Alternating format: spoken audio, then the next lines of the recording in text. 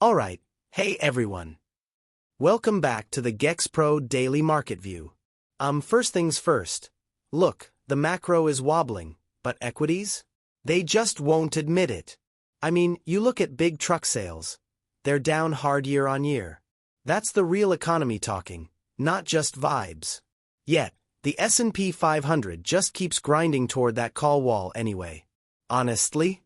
Either the tape is lying or liquidity is doing all the heavy lifting. Probably a bit of both if I'm being real. Macro-wise, growth is definitely leaking at the edges.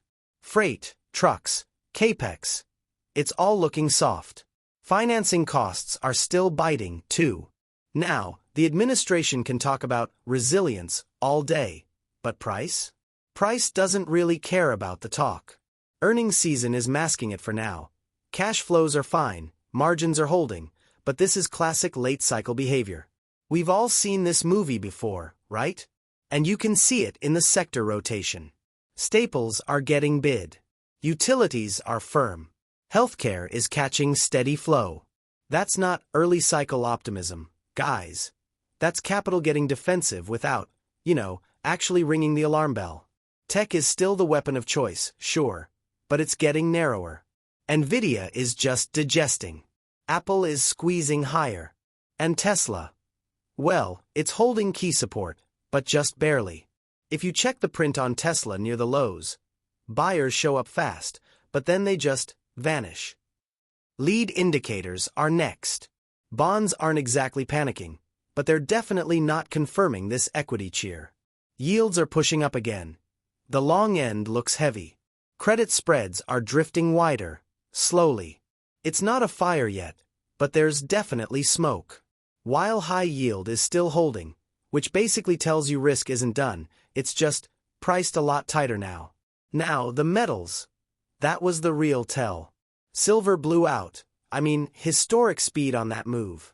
Margin hikes forced some hands there. That wasn't discretionary selling. That was leverage getting wiped out, plain and simple. Gold followed, then stabilized. But late-day flows got weird. Clustered. It looks like someone is hiding a massive order in gold through the ETFs. Dark pools don't chase. They wait. And today, that looked like waiting. Institutional levels really matter here. The S&P is pinned just under 7,000. Gamma is positive above that, but it gets ugly below. There's this thick put shelf around the high 6,900s. You get below 6,800?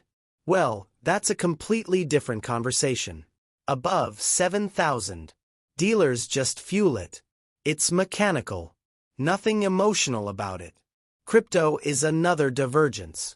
Bitcoin lost key supports, then found a bid around the mid-70s. Those liquidations definitely flushed out the weak hands. Flow shows size is stepping in on the dips, but the trend is still technically down. ETH isn't being a hero either. If Bitcoin can't reclaim those high sevens, well, then the rallies are just sells. It's that simple. So the cross-asset read is this. Equities are up, metals got crushed, and bonds are cautious. That is not a risk-on environment. That's dispersion. Liquidity is being very selective. At the end of the day, price is king and the headlines are just noise. Watch where it breaks. Not what they're saying on the news.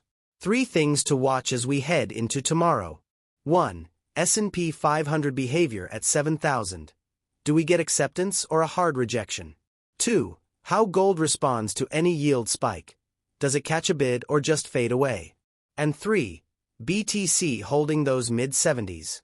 We lose that, and risk resets fast. Alright, that's the view for today. Catch you guys in the next one.